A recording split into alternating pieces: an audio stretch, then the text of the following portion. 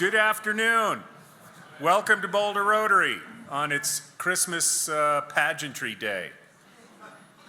Please join Leanne Marshall as she leads us in the Pledge of Allegiance and the four-way test. Merry Christmas, everybody. And the Pledge of Allegiance.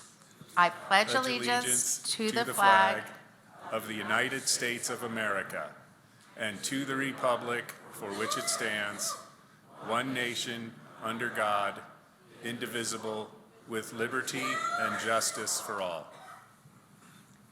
And the four-way test of the things we think, do. Say, and do. Is it the truth? Is it fair to all concerned? Will it build goodwill and better friendships? Will it be beneficial to all concerned? So, you may be seated, but if you are a guest or a visiting Rotarian, I'd like you to stand up, remain standing, and I have an announcement to make in this regard. We came here to hear some music today, and so we are going to forego the individual guest and visitor introductions so we can get to the music a little more quickly. But I would like to give a round of applause, because Rotarians love to clap for any reason whatsoever, to our visiting guests and Rotarians.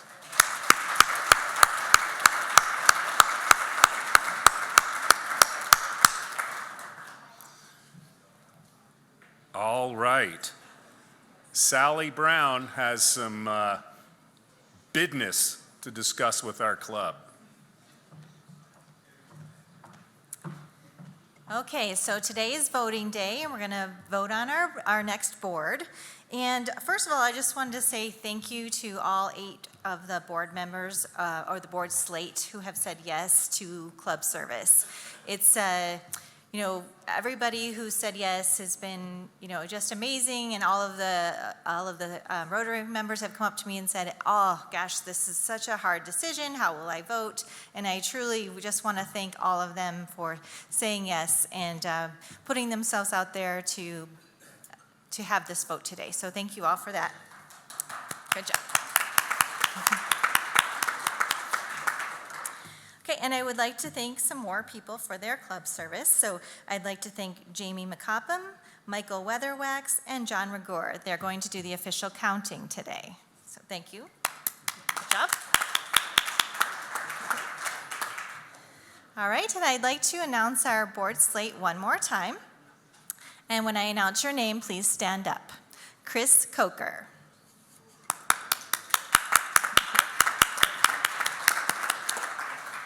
Kitty DeKeefer.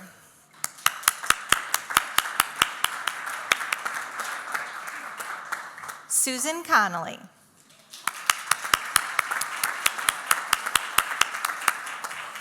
Larry Dries, way in the back.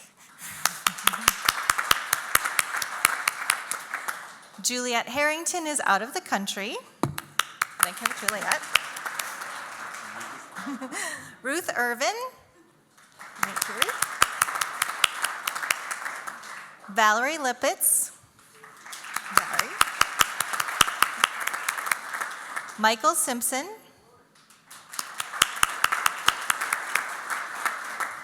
And last but not least, Chad Stam. Chad. Okay, and one more time, any nominations from the floor? Okay, on your table there are blue ballots. And as Michael Weatherwax wanted me to remind everybody that the four-way test does apply here, so don't vote twice. But you can fold them in half, and then there is a circular bin going around somewhere. I think John Rigor has it in the back, and he'll be coming around, and you can turn in your ballots. So thank you all for everything. Thank you, Sally.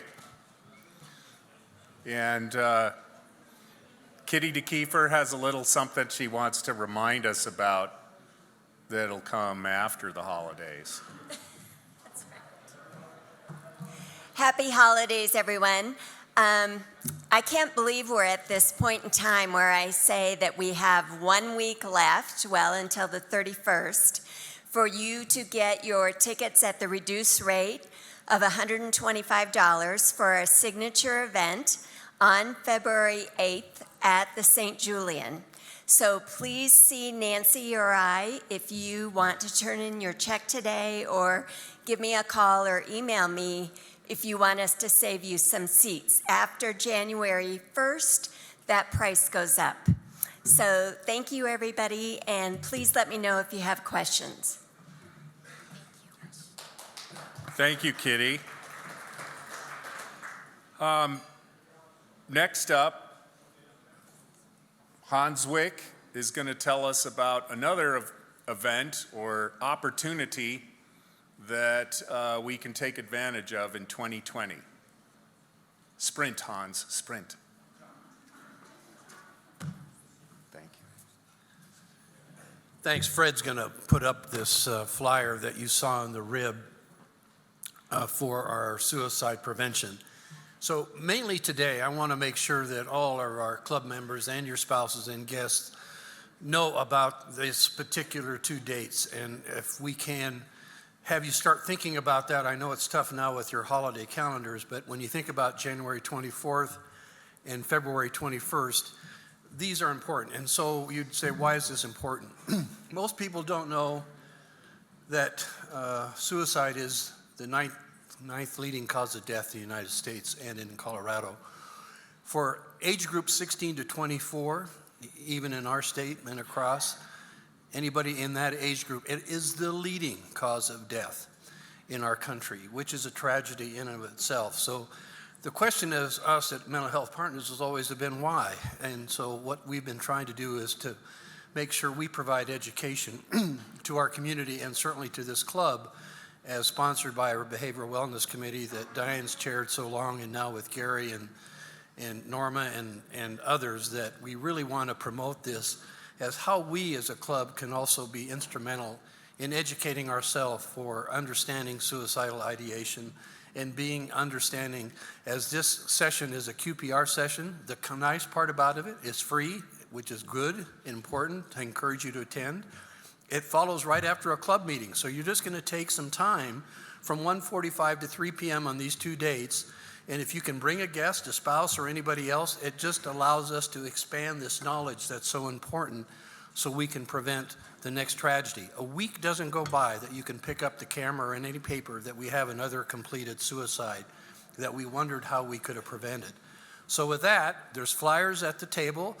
If you are so technology, as you can see from the rib, you can quickly print that and register online. We just need a count, so we know that if we can fill up these 2 dates, then we'll have good attendance, and then we can even add additional sessions. We're going to invite other people from the other Boulder Valley clubs as well. But by all means, put this on your calendars, register. You can fill those out, leave them at the table, I'll pick them up, and then we'll keep reminding you in the newsletter and in future meetings when we start back up again in January, to make sure you get this as an important part of our education to the community. Thank you so much. It's a really important thing that we do in this particular area. Thanks, John. Thank you, Hans. Now, Jim Williams is going to join us for a cup of Christmas tea.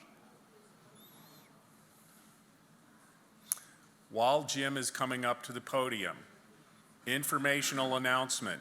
We are dark, as in D-A-R-K, on Friday, January 3rd. So enjoy your New Year's Day holiday. Jim?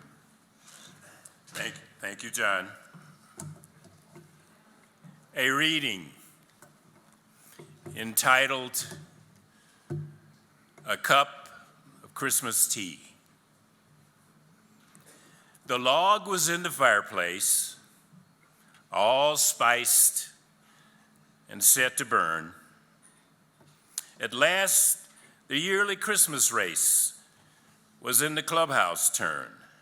The cards were in the mail, all the gifts beneath the tree, and 30 days reprieve till Visa could catch up with me. Though smug satisfaction seemed the order of the day, something still was nagging me and would not go away. A week before, I got a letter from my old great aunt. It read, "Of course, I'll understand completely if you can't. But if you find you have some time, how wonderful if we could have a little chat and share a cup of Christmas tea." She'd had a mild stroke that year, which crippled her left side. Though housebound now, my folks had said it hadn't hurt her pride. They said, "She'd love to see you. What a nice thing it would be for you to go and maybe have a cup of Christmas tea." But boy, I didn't want to go. Oh, what a bitter pill to see an old relation and how far she'd gone downhill. I remembered her as vigorous, as funny, and as bright. I remembered Christmas Eves when she regaled us half the night.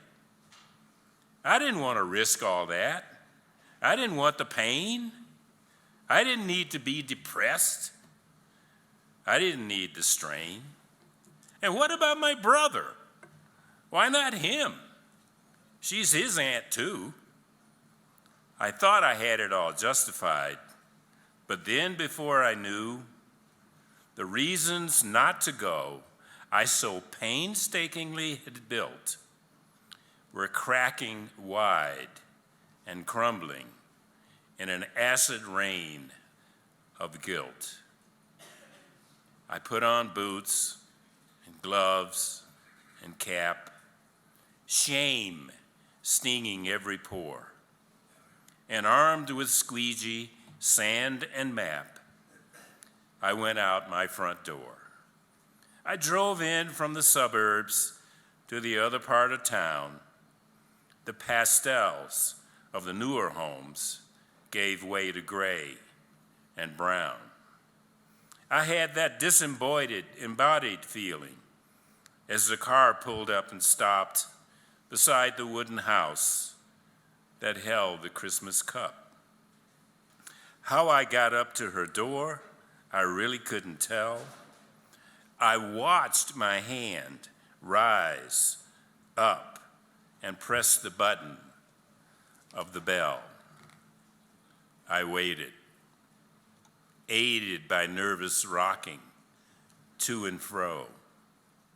And just as I was thinking I should turn around and go, I heard the rattle of the china in the hutch against the wall, the triple beat of 2 feet, and a crutch came down the hall. The clicking of the door latch and the sliding of the bolt, and a little swollen struggle popped it open with a jolt. She stood there, pale and tiny, looking fragile as an egg. I forced myself from staring at the brace that held her leg. And though her thick bifocals seemed to crack and spread her eyes, their milky and refracted depths lit up with young surprise. "Come in," she laughed the words. She took me by the hand, and all my fears dissolved away as if by her command. We went inside, and then before I knew how to react, before my eyes and ears and nose was Christmas past, alive, intact. The scent of candied oranges, of cinnamon and pine, the antique wooden soldiers in their military line. The porcelain nativity I'd always loved so much, the Dresden and the crystal I'd been told I mustn't touch. My spirit fairly bolted like a child out of class, and dancing among the ornaments of calico and glass. Like magic, I was 6 again, deep in a Christmas spell, steeped in the million memories that the boy inside knew well. And here among old Christmas cards so lovingly displayed, a special place of honor for the ones we kids had made. And there, beside her rocking chair, the center of it all, my great aunt stood and said how nice it was I'd come to call.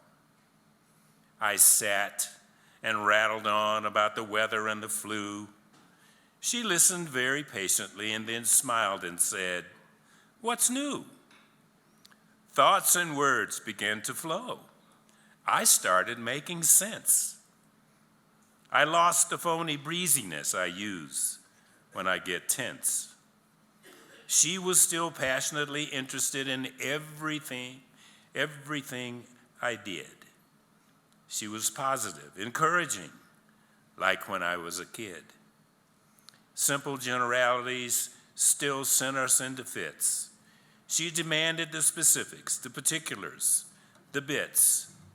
We talked about the limitations she'd had to face. She spoke with utter candor and with humor and good grace. Then, defying the reality of crutch and straightened knee, on wings of hospitality, she flew to brew the tea. I sat alone with feelings that I hadn't felt in years. I looked around at Christmas through a thick, hot blur of tears. And the candles and the holly she arranged on every shelf, the impossibly good cookies she still somehow baked herself. But these rich and tactile memories became quite pale and thin when measured by the Christmas my great aunt kept deep within. Her body halved and nearly spent, but my great aunt was whole. I saw a Christmas miracle, the triumph of a soul. The triple beat of 2 feet and a crutch came down the hall. The rattle of the china in the hutch against the wall. She poured 2 cups. She smiled, and then she handed one to me. And then we settled back and had a cup of Christmas tea. Thank you.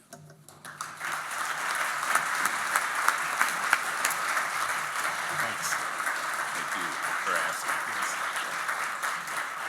Thank you very much, Jim, for giving us a moment to reflect on what the holiday spirit is in between all the other stuff that's going on in our lives. So, raffle winner. Christmas raffle winner is up next, and you are the Christmas raffle winner if you are holding the ticket that says 8387387. Leanne Marshall. All right. You think?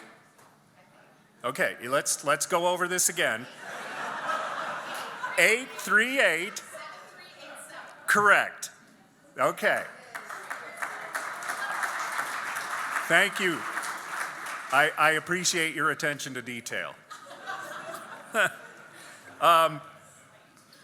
So, I hold in my hand a couple of tickets. Who knows who the twins are? Okay, if you want to sit in front of the twins, a couple of rows in front of the Twins and watch the Iona Gales play against the CU Buffaloes on December the 29th.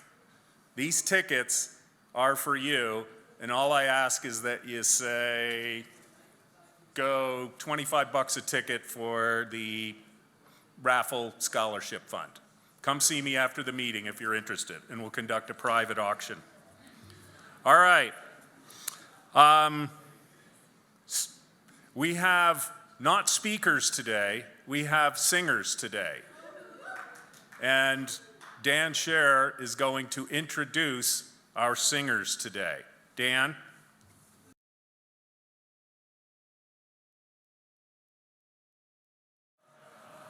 So we have one birthday boy today. He's going to sing the entire Carmina Burana for us today. Andy Meyer, happy birthday.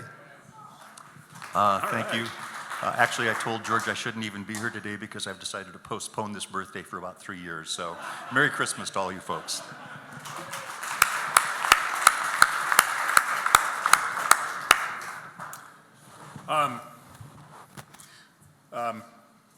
And also, hearing Shalom Chavarim reminds me that we need to say Happy Hanukkah out there to those of the Jewish faith, because I believe Hanukkah starts on Monday. It's very close to Christmas this year. So, yes.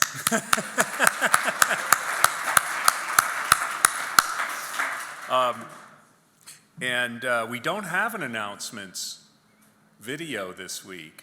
Daryl and Sally are looking kind of nervous because they thought, well, we didn't do one. But we do have some announcements.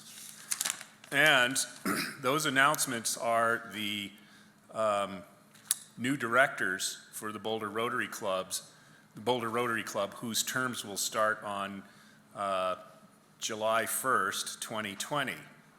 And those four people are Valerie Lippitz,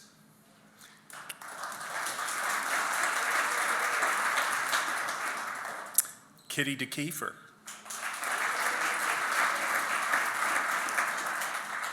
Susan Connolly,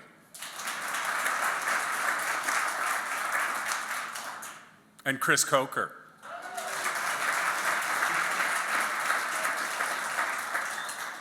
Thank you all for exercising your franchises in our club election.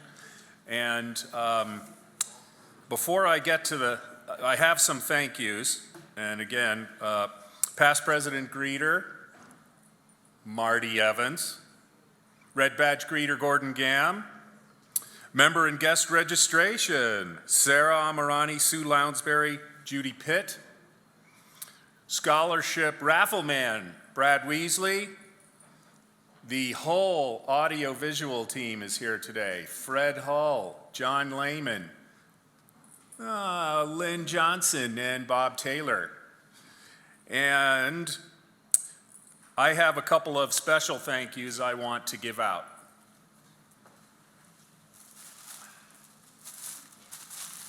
As some of you know, Santa Sully has been in trial this week and in November, and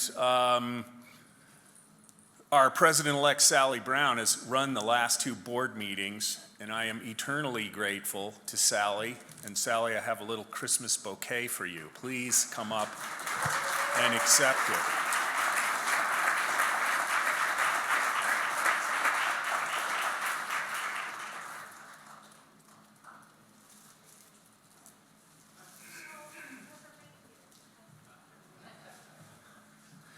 I also want to recognize a couple of Christmas elves that we have in our club who helped with organizing the Eggnoggathon toast that we're about to have today. First,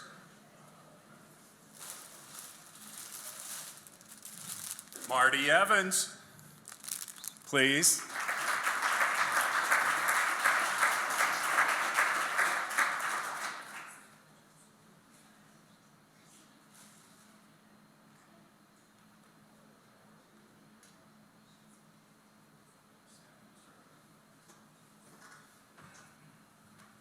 I have the rum extract now.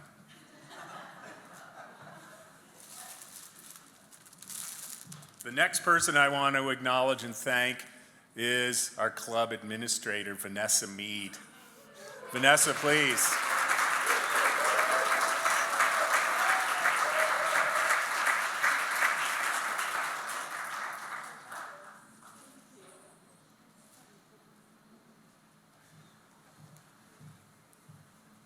Okay.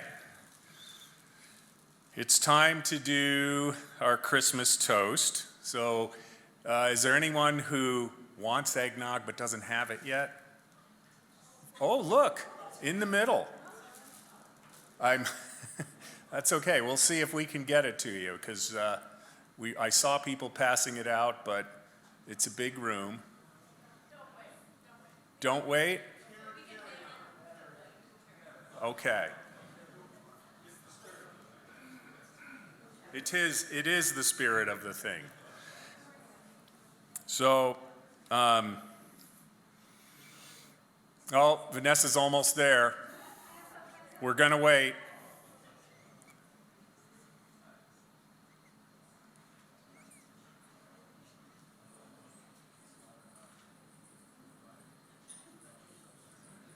Okay.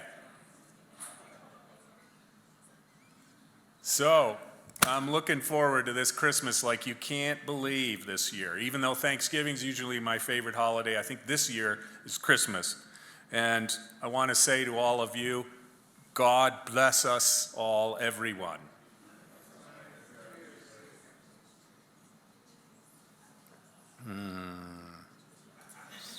Okay, meeting adjourned.